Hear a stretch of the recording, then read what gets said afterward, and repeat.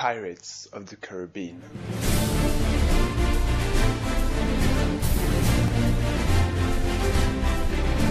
Pirates des Caraïbes.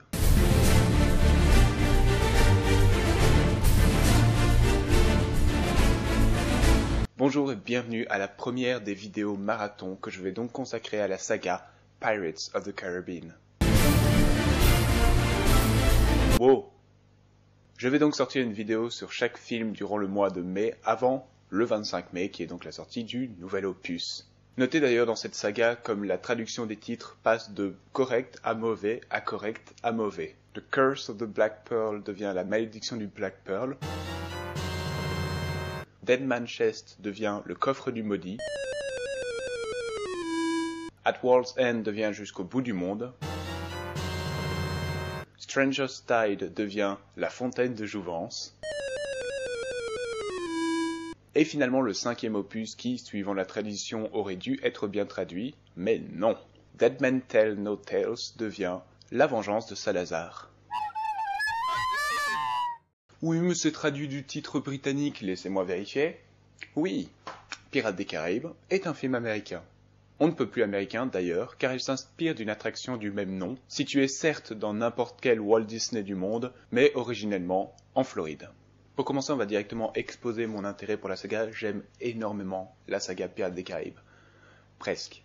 Si je devais faire un top, les deux premiers seraient le deuxième et le troisième que j'aime énormément, suivi en troisième place du premier que j'aime beaucoup, et finalement la dernière roue du carrosse, le quatrième, que j'aime pas.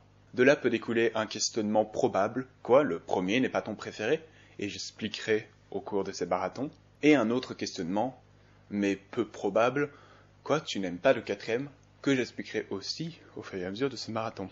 Et pour démarrer sa franchise en 2003, Disney n'y est pas du tout allé de main morte. Un budget gargantuesque, des décors tous construits, rarement numériques, de vrais bateaux grandeur nature pour les principaux, une écriture franchement bonne pour les 3 premiers opus, et une brochette d'acteurs et de personnages qui sont aujourd'hui cultes. Et quand je dis culte, même les gens qui n'ont pas vu Pirates des Caraïbes connaissent Jack Sparrow, interprété par Johnny Depp, le pirate le plus mauvais du monde, ou alors serait-il le meilleur. Divertissant, drôle, mystérieux, qui a eu tellement d'influence sur les gens que Walt Disney a été forcé de créer une marionnette dans le show Pirates des Caraïbes pour faire plaisir aux gens qui ne le voyaient pas dedans. Le show influence le film influence le show. C'est peut-être un des meilleurs rôles de Johnny Depp, et je fais aussi partie des personnes qui considèrent que c'est peut-être son moins bon, parce que après avoir joué Jack Sparrow, il a pour ainsi dire joué plus que ça. Et donc aujourd'hui on vit dans un triste monde où Johnny Depp joue des copies de Jack Sparrow. William Turner, joué par Orlando Bloom. Pour beaucoup d'entre vous, Bloom, c'est peut-être Legolas, mais pour moi, Bloom, c'est Will. Jeune forgeron qui vient de nulle part, qui va dans une grande aventure et qui, certes, suit une romance qui peut paraître un peu cucu au début, mais qui au fur et à mesure devient de plus intéressante, et il devient à la fin le capitaine du bateau le plus badass de toute cette saga. Mais je m'avance un peu, on reviendra là-dessus dans 2 et 3. Elizabeth Swann, la femme de ce trio qui, bien qu'elle vive à une époque où les femmes n'avaient pas grand-chose à dire, prend des décisions, se bat et qui va même devenir capitaine d'une grande organisation de pirates mondiale. Mais je m'avance, on parlera de ça dans le 2 et dans le 3. Barbossa, joué par le délicieux Geoffrey Rush, qui bien sûr avec un acteur pareil a une voix, une prestance et une classe que personne ne peut surmonter. Well, thank you, Jack. Des musiques cultes que je ne vais pas réutiliser parce que je les ai suffisamment utilisées dans cette vidéo déjà. Des répliques cultes, combien sommes-nous à pouvoir ressortir comme ça abondamment des phrases de ces films sans les avoir revues récemment. You will always remember this as the day that you almost caught Captain Jack Sparrow. Et là je suis désolé pour ceux qui sont déçus que j'utilise la VO plutôt que la VF, que vous connaissez probablement plus, mais ça fait bientôt plus de 7 ans que j'ai plus vu Pirates des Caraïbes en VF, et à vrai dire quand je repasse en VF, Jack Sparrow et tous ces personnages rentrent dans la longue liste où je me dis « Sérieux, c'était ça leur voix ?»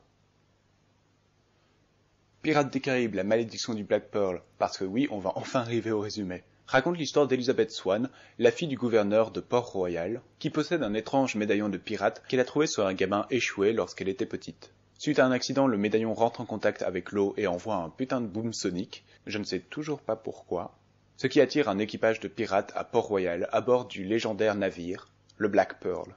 Ils enlèvent Elizabeth Swann avec son médaillon, et William Turner, un forgeron qui n'est autre que le gamin échoué trouvé par Elizabeth, décide de partir à son secours avec l'aide d'un pirate emprisonné dans les cachots, Jack Sparrow.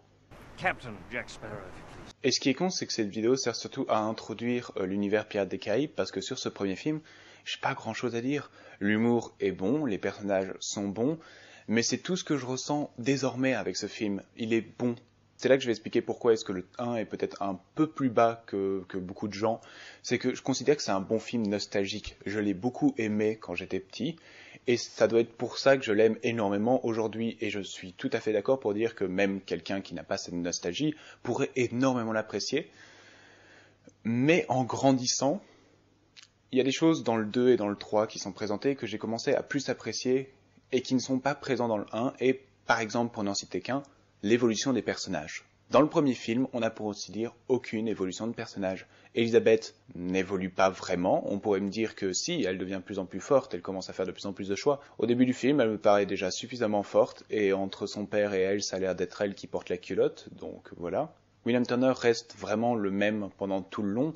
Certes, il part dans une aventure, mais il n'en retire pas grand-chose, à part Elizabeth Swann en fin de film. Et la même chose peut être dit avec Jack Sparrow. Certes, il part en aventure, mais il est le même au début du film qu'il n'est à la fin du film. Et à vrai dire, avec Barbossa, qui rien qu'avec sa dernière phrase, explose toute la sympathie et la compréhension du personnage qu'on peut avoir. I feel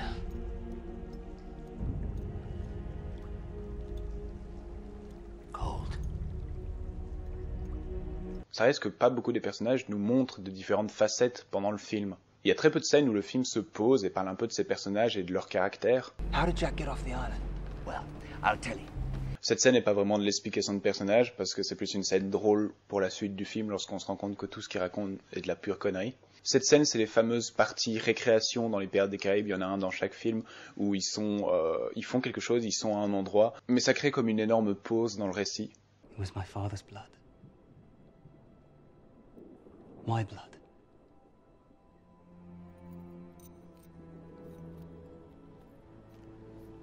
The blood of a pirate. Oui, c'est probablement l'une des rares scènes. Elle dure 1 minute. Et vu que justement il y a très peu d'évolution des personnages, le rythme avance très rapidement. Et bien sûr, ce rythme ne me dérange pas, les scènes d'action, les scènes de combat, canon, mousquet, épée sont parfaites, l'humour est excellent, et je comprends tout à fait pourquoi est-ce qu'ils ont fait ça, c'est adapté d'un parc d'attractions, donc il faut forcément que ça ait un peu un rythme de roller coaster. Et vu que le show est principalement destiné aux enfants, il est logique que l'adaptation aussi soit un petit peu plus enfantine. Je suis pas en train de dire que c'est mauvais, je suis juste en train d'expliquer pourquoi est-ce que petit à petit, en grandissant, le sérieux et la maturité dans le 2 et dans le 3 ont commencé à de plus en plus me parler, qui est peut-être un point négatif pour vous dans le 2 et dans le 3, parce que justement Pirates des Caraïbes est censé rester enfantin. Si je devais coter ma satisfaction en regardant Pirates of the Caribbean, The Curse of the Black Pearl, Dieu que c'est long, elle serait de 17 sur 20. Parlay! Ceci conclut la première vidéo marathon pour Pirates of the Caribbean. Je sortirai celle consacrée au deuxième film dans quelques temps, à mon avis mardi. J'espère que ça vous plaît, dites-moi votre opinion sur Pirates des Caraïbes 1 dans les commentaires. J'ai une page Facebook, Twitter dans les liens de la description et je vous retrouve la prochaine fois pour une nouvelle critique.